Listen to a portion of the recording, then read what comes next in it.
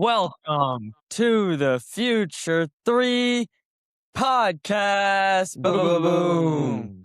I'm Sean. I'm Shaylin. And I'm Cyan. And we are the Future 3 podcast.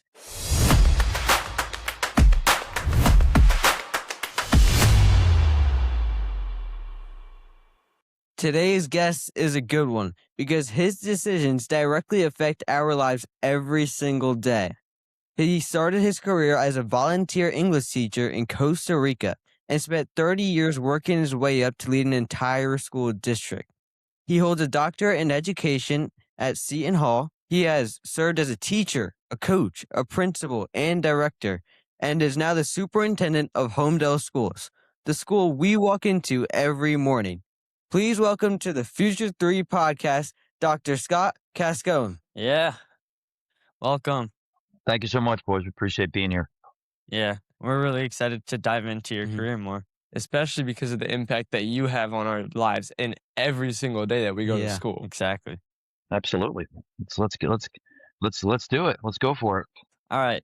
So you're passionate about 4 things: family, friends, fitness, and this last one catches me off guard: firefighting.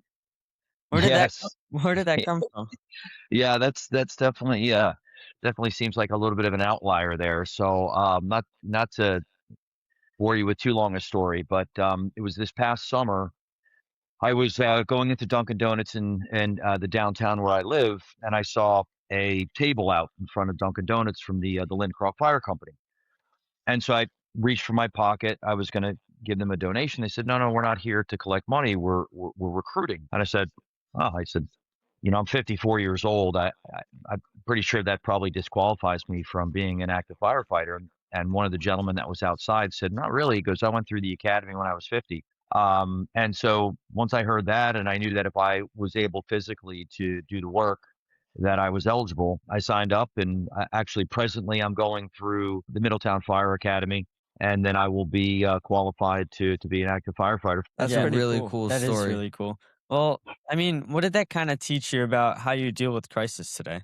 Well, I mean, I think, kind of take a few steps back on that question, and just the experience at 54, going into the academy as a probationary firefighter. So really the lowest rung possible in the fire service, coming from, my professional career where, I'm the boss, basically. I run the whole show, and I've been doing it for a long time. And so to start a completely new endeavor at 54 has not only been really constructive just from a learning standpoint, but also seeing a different type of leadership, right? Because I guess that's the final point to that question. When you're thinking about, real crisis is when you have a structure that's on fire, and there may be people that are inside that are in danger and need to be rescued. So when you hold everything else up against that, the kinds of challenges and issues that we deal with in public education, it's not that they're not significant, but suffice to say they pale in comparison to running into a burning building to save somebody.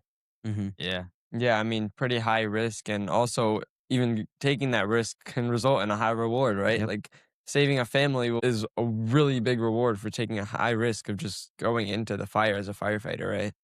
100%. And it reminds me of something that we learned very early on in the academy, that one of the sort of the mantras is risk a lot to save a lot, risk little to save a little. And basically what that means is if you pull up on a fire and the fire is fully involved, you're going to set up a defensive operation on the outside and just make sure that there's no exposures to the other houses. But, when there's the possibility that there could be somebody inside that you could save, you're going to go in and do that. So absolutely. Yeah, That's awesome. You're saving lives outside and inside the classroom. Exactly. And I mean, you spent 30 years watching students figure out who they are and what they actually want to do in their futures. So what is a common mistake that you see students make when they are trying to figure out that future that they want to live? Yeah, well, I think it's not just limited to young people and students. I mean, I think it's really important, that if we do anything in schools, I would say it's important for us to provide an environment and create experiences for students that help them develop a greater understanding of self, right? Yep. Because it's through that self-awareness that you're going to make more informed decisions about, what you want to do with the rest of your life, right? I think like anyone, Sometimes we make decisions based upon societal expectations or conventions, what we should be doing, when in reality we should just really be gaining the best understanding of self. And so I would say that it's not a fault or a deficiency if you don't know exactly what you want to do Mhm. when you're 16 or 17 years old. Most people do not. And the ones that do, I would say a small percentage of them truly understand themselves. And when they make that decision, they're making that with full awareness. But in most cases, we're just throwing a dart at Yeah. 16 or 17 years old. Right? So much growth and evolution left in your lives. Exactly. And I mean, while we're talking about, figuring out what you want to do, I mean, I just want to go back to the beginning. Before your doctor, before your superintendent title, there was high school. So, I mean, as a student, were you a student who had it all figured out, or were you just kind of taking high school day by day, kind of and trying to make the most out of your high school experience? Yeah. Well, I think it's important to realize that, when I was going through high school, um, the philosophy of public education was significantly different. That was really before I think public education started to embrace this idea that every student's different, right? That we have to foster critical thinking and problem solving. But it was really like going to work. But I think we do a much better job nowadays than we used to. I feel And like now they're just there's a lot more attention to the kids, like not only their educational side of them, but also their personal side, like making sure like mentally they're in a good place, like like actually caring about the student rather than just teaching the information and brushing it off and moving on. And I know we just talked about this, but most kids they do go into high school with zero idea. As you said, there's like probably what 10% of kids that know what they want to do in their future. it's the dartboard. Exactly. You're, It, as you said, you're just kind of throwing a dart on a Mhm. board, and you still have a lot of evolving to do, which is completely okay as we're learning through this episode, just to not know what you want to do. But when you were in high school, was there anything in your personality or the way you carried yourself that was kind of hinting that you would eventually go to the education path? I looking at the time, no, right? Like at the time, going into education was probably the first thing for my mind. But now looking back on it, all these years later, I think I really saw it when I got to college, and I took really great notes. And so what I found myself doing for a lot of my courses was we'd get together in these study groups, and I would really end up teaching the study group to help them understand better. Of course, really develop my own knowledge. So I think I've always enjoyed that, right? Conveying information and knowledge, supporting people. I think at my heart, that's the kind of person I am. So yes, Exactly. And you've now spent what 30 plus years on both sides of the desk. You've been a student at one point, and now you're running the whole show, literally. yes, sir. So what did that experience of being in high school teach you that had nothing to do with what was on the syllabus? Because looking at your job, it's pretty important to have that knowledge of what it's actually like to be a high schooler, because then you can actually sympathize with the kids and actually build connections with each and every single kid in the school. Yeah. Well, I mean, I think that for me is sort of like the final frontier is really understanding what works well for them, what doesn't. And I don't mean just in the classroom, Mhm. but also on the larger organizational level. I sometimes say that for the most important people in the school district, which is you, students, how do we get students more sent front and center in help inform our decision making? And so for me, like when I was a teacher, a principal, and now a superintendent, I really Mhm. tried to create, to by how I model in my work with leaders, with my administrative team and they with their teachers, um, to really just have that student first mindset, right? Like to always keep that in the front of your mind that that's why we're there. Yeah, I really admire how much you're able to connect with the students and like Yeah. you're always able to make the students feel included in every decision that you make. It's really good. It's a favorite part of my job. Staying connected with the students enables me to ultimately make better decisions with our team and with the board when we can, whenever we possibly can. So thank you Yeah. for that. Appreciate Something that I also observed throughout my first 2 years being in high school as now being a sophomore is that you're at as many sporting events as you can possible, Mhm. which is something that Yeah. I love because every time I'm playing a game and I just see you standing there watching, it's like so motivating because you're the top in our school district. So I Top mean, dog. for you to just be there watching us, it means a lot. And I mean, he has a picture of Yeah, I do. it's like he was playing and then you're in the background watching on the golf cart. He still has that picture. It's awesome. Yeah. Thank you. I appreciate that.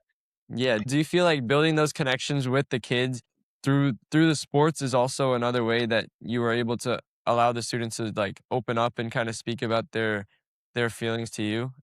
Yeah, whether it's, being on the sidelines at a soccer game, whether it's just, going through the lunchroom from time to time and just kind of, even sitting down at a table and just talking to kids and see how they're doing. I'd like to think that, when students see that the person ultimately responsible for making the decisions is invested and engaged in their lives, I think it builds a level of trust, of confidence.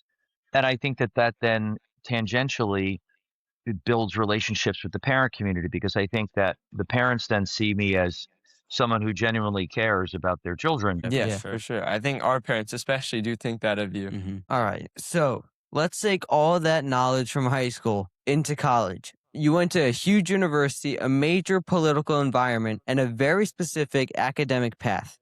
Did you already know what you wanted to study, or did that decision happen once you got there? I'm going to be really honest. My experience is I made decisions about what I was going to study as an undergraduate at GW, really kind of modeling after my sister. My sister had gone to Boston College. She was a political science major. She was looking to go to law school, and that's kind of I was like, that's what I want to do. So I went to GW as a political science major. Sort of realized pretty early on that I sort of made a course change, and I made a course change into international affairs because I knew one, I wanted to continue to my study of Spanish. And I also saw myself getting involved in some way in either international business or international relations, things of that nature. I felt pretty engaged and pretty confident about that. Sometimes reality sets in, and I graduated from college at a really difficult economic time. There were not a lot of jobs.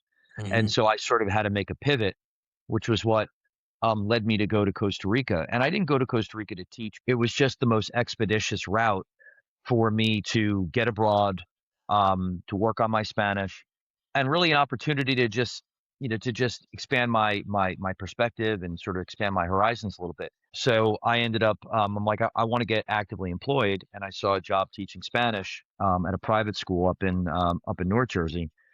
And then once I got in, and I started doing it, and I started being a teacher. I was a full-time teacher. I was like, I'm, I'm really good at this. I really like it.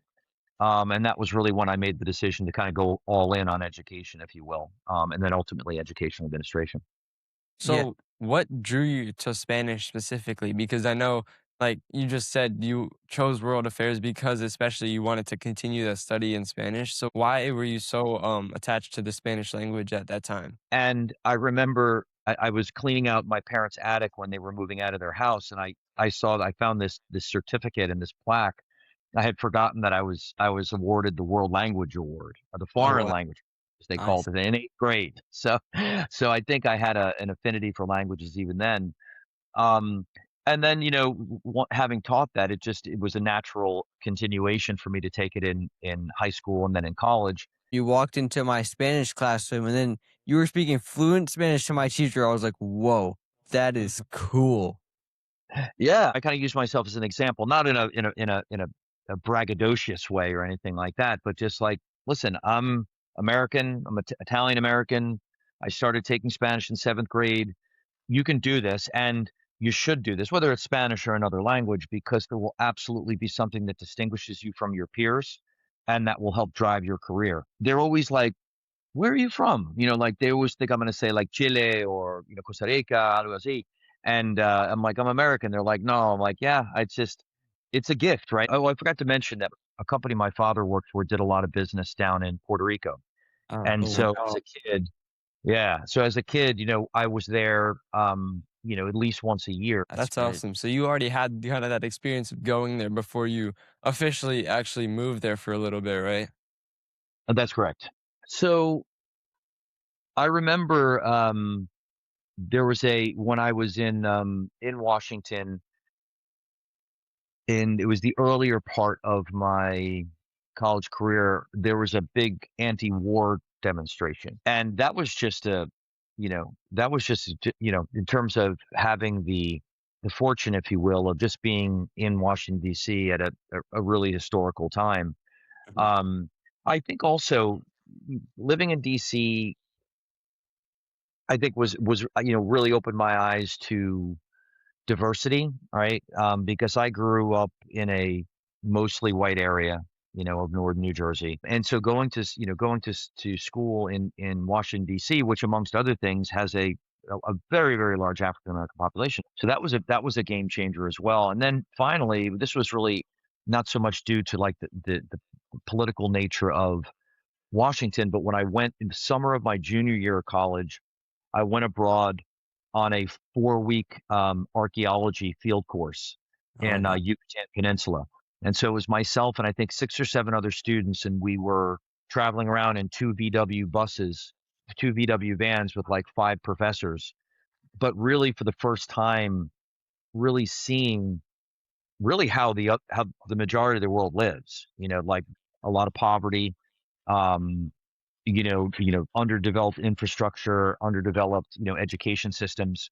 And so it really, for the first time in my life, I think really had a clear sense of how fortunate I was, the way I was brought up and where I was brought up. That helped open your eyes clearly to like the rest of the world, which honestly, it probably, I mean, correct me if I'm wrong, but it probably also affected you when you were teaching because you were able to kind of understand what all the different types and groups of people that you were teaching were going through at the moment, right? Yeah, no question. All right, Yeah. so college is supposed to be where you all figure it all out. But for most people, it raises more questions than it answers. So, what is your honest take? And I want you to be really honest here. What is your honest take for a student who doesn't see themselves as a quote unquote school person, but still wants to do something meaningful? I think the conventions of our society are as with respect to the path, right? What it is, when you're supposed to get on it, how long you're supposed to be on it, what you're supposed to accomplish in these sort of benchmark periods. It is so deeply rooted. I think a lot of times it's almost sort of on this rut, and they sort of just get diverted into that because it's just such a powerful convention, Yeah. right?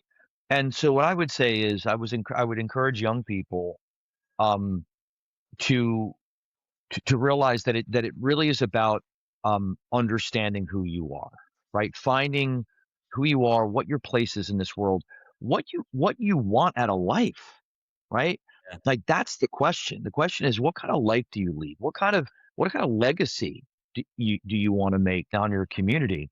Ask those types of questions because those are going to lead you to down more authentic paths.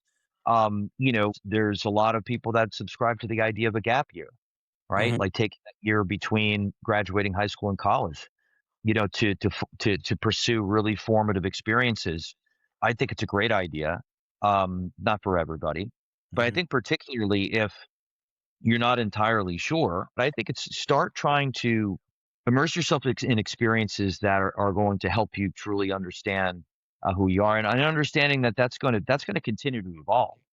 And who you are at 18 may be different at 28. So I would say is don't necessarily accept the conventional routes, no matter how powerful the pull is to do that. Yeah, and I was just thinking of this. It kind of compares to School of Fish, because like they're all following the same path, and then there might just be one that breaks off, and that might be the one that actually succeeds. Yeah, it's a great analogy. Now the pessimist would say, yes, there's a chance that that fish will succeed, but there's also a chance that that fish being alone and not in the school would be Yeah. more susceptible to a predator. But the point is that I think that's what I'm an optimist, right? I think as an educational leader, one needs to be optimistic. As Robert Frost wrote, I've taken the road less traveled, and it's made all the difference, right?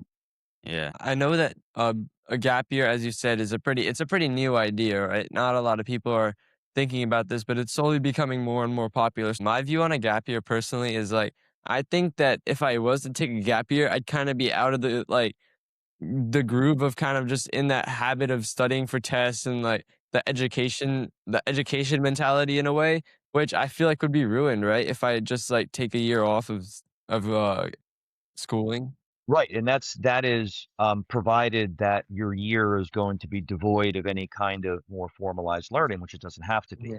right? Because what we realized is that yes, like a orthodox educational institution, whether that's a public high school or whether that's a university, that is one vehicle for learning. Mhm. But the internet, as an example, has opened up limitless possibilities. Maybe that's what like that you say you go into it and you say, you know what, this is important to me. My sense is that I don't want to get out of shape, if you will, academically. So I'm going to ensure that I'm building in some sort of a true learning activity. And so I think as if you were to say, well, I want to let the line out on this idea a bit more, I know that part of my gap year would have a more formalized learning experience because I don't Yeah. want to get out of Yeah. shape. Mhm. Yeah, I got that. And I also feel like if you're taking a gap year, yes, it would mess up like your flow state of education, but you could also get that outside experience of being like of working in businesses and maybe even making your own business, like you said.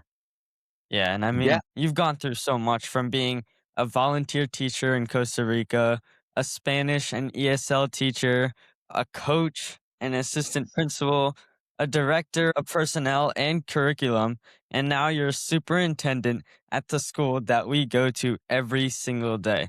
wow. For you, which transition do you think was the hardest? I think it was really, moving from the classroom level into administration itself, right? Going from managing only students in the classroom and then having my first experience with managing and leading adults, right? Yeah, While there are similarities between the two, leading and managing adults is an entirely different ball game, and so that I think was the biggest challenge. But it's taken even still, what now, 23, almost 24 years after my first leadership position in schools, I'm still learning, right? I still don't have it all figured out in terms of what is that sort of perfect balance between carrot and stick, right? yeah. How do you get people to both respect you, but at the same time, know that you have a genuine care for them. I think that's the essence of the managerial balance. Yeah, and going farther into like dealing with parents, you did a doctoral research in parental involvement Mhm. among culturally different families. How did that kind of change the way how did that kind of change the way of your perspective for the education level? I think it reinforced what I already sort of believed. I was really proud of the fact that it contributed to dispelling myths that existed within the research and the literature on parental involvement of basically what we call culturally and linguistically diverse families. In this case, it was mostly Spanish speaking parents who had children that were ESL students. Mhm. And so there was this misconception that a parent such as these, they're not involved because they don't care. That's why they don't come to events. That's why they don't do this. They don't do that. Um, that it really helped me understand that there are real barriers to involvement of these parents, and that when you actually get to know them and work with them, their dreams and their aspirations for their children are as lofty, if not more lofty, than any parent. Yeah, I mean, for me, listening to this, everything is connecting. Like you were also a coach. And wait, which sport did you coach? I was my primary sport was soccer. Oh, A nice. varsity soccer Yep. coach. Yeah. Girls and boys, mostly boys though. Nice. That's great. What did Yeah. that what skills did you kind of carry over to being now a superintendent? Yeah, I mean, I there's a reason why coaches like Pat Riley and Nick Saban Yep. are making millions of dollars a year in doing keynote addresses and speaking at leadership conferences, because I see many parallels on a daily basis between what I did as a coach and what I do as a superintendent. And I usually use that recreational soccer coach as an example of, you get a team of girls. Some of them have never kicked a soccer ball. Mhm. Some of them you see and you know that they're never going to be they're never going to play competitive soccer, on a varsity team or something like that. But how do you create an experience that's constructive for all of them? And how do you find, you know, what each one's skill may be, that where they can be part of the overall effort and contribute to the success. Some players you get, they want you to draw at them and give them grief, and other players are a little more fragile, and you have to be more supportive and constructive in the way you approach them. So there's a lot of parallels I see almost every day between coaching and leadership. Yeah, I mean, that also directly relates to school in the classroom with students because all students have different study habits, whether it's listening or watching videos or hearing things from the teachers. Or It's talking it or out talking loud. out loud like you did with your study groups. It's all different, and that kind of relates to what you were talking about, how coaching shapes the way that you think or view the world and education, right? Yeah, 100%. And I think the other thing to realize is that as a teacher, recognizing that it's not just as a coach, right? Because as a coach, we practice, we drill, we train, we break down film. But at the end of the day, I'm not on the field, right? At the Yeah. end of the day, it's the players that ultimately get together and execute that game plan themselves, right? And I think it's understanding as a teacher that it's not like 1v23, Mhm. but that it's a community, it's a team, it's a community of learners, and each person has contributions to make to that environment and that process. And I think when you send that message to kids and they believe it, I think the buy-in that you get when they see themselves as sort of equity partners in this endeavor in this community, it develops a great sense of loyalty amongst each other. But it also gets them more excited and enthusiastic about what they're doing because they're a part of it. Yeah. So, I mean, this might be our only shot that we get to ask this question.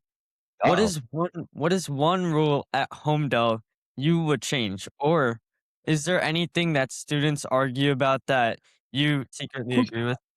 Yeah, I mean, I think, I that students, particularly on the high school level, are, that the bathrooms are a source of frustration for you, Mhm, right?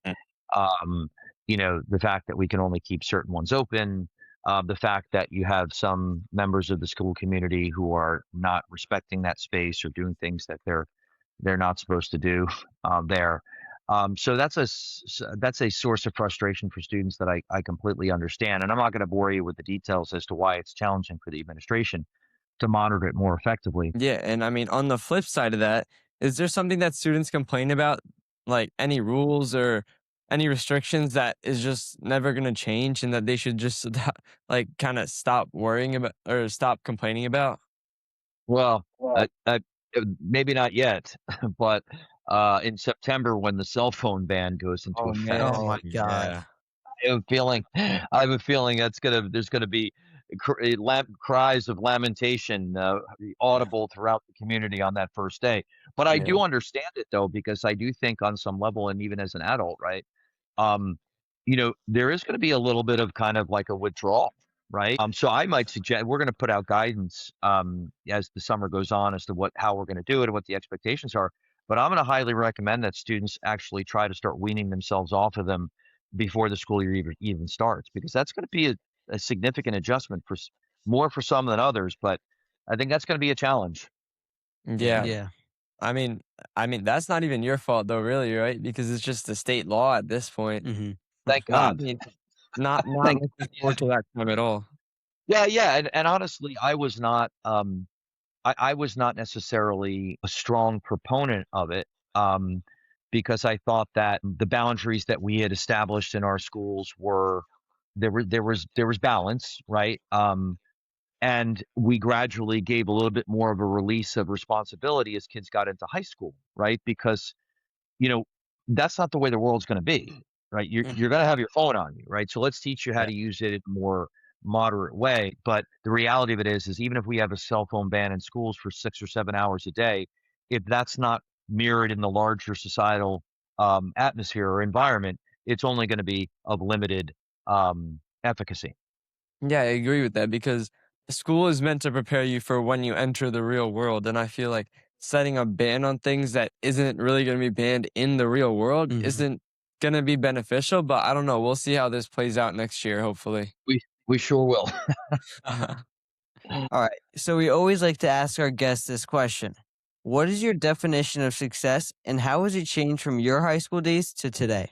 Yeah, I think when I was in high school, I was sort of drinking the Kool-Aid, if you will, the societal Kool-Aid of, success is a big house, beautiful car, Hmm. vacations whenever you wanted them, and tons of money. And I think that my view on it has changed quite a bit because I do think it comes down to ultimately positioning yourself for not only prosperity, but as importantly, positioning yourself for happiness. And it all goes back to this idea of, that self-awareness that's driving and informing your decision making because you've heard the expression that says, if you love what you do, you never work a day in your life. Now, Yep. most people will completely dismiss that as like complete, utopia, but it is a great standard to use to guide your decision making, how in terms of what you end up choosing as a career, who you end up marrying if you end up getting married, where you live, what you do in the time when you're not at work. Because you can have all the money in the world, but if you hate what you do on a daily basis, you're going to make it. It's going to be very difficult to lead a fulfilled and happy life. Yeah, That's I a good mean, take.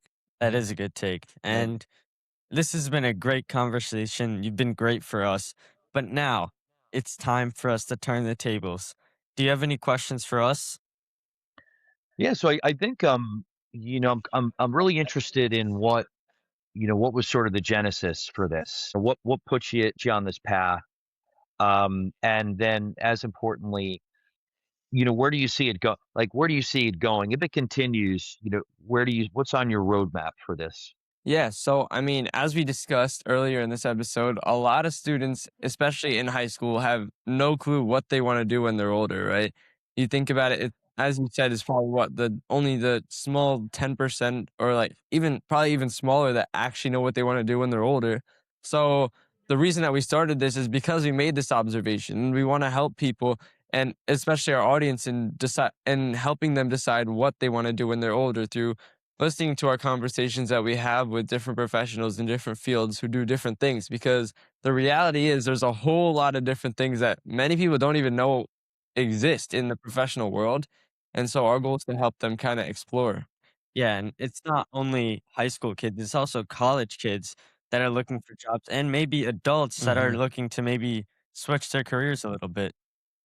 I love that. I love that. And it's, in terms of finding, kind of connective tissue throughout this interview, I mean, you've been doing a terrific job of identifying that connective tissue in my own career and my own path. But I think that coincidentally, one of the keys of your mission is really as a tool for self-discovery, a tool for self-awareness, right? By providing exposure to different experiences and different, words of wisdom, if you will, insofar as they were. So I think it's terrific. I think it's terrific. Thank you. Yeah, Thank you. thank you so much. So you also, you've asked me a lot of questions about, you know, how I perceive our system and areas where we're doing well and maybe can improve. But I'm really interested in hearing from you on what do you think is, in terms of your schooling experience, what do you see as like a great strength of it, and what is something that you as students would like to see changed in the way that we approach educating students? So one thing that I would say is a great strength is getting classes to try and find out what we actually want to do in our future. Like there's business classes, there's engineering classes, all of those, art. And I think it's a great thing to have in our school system.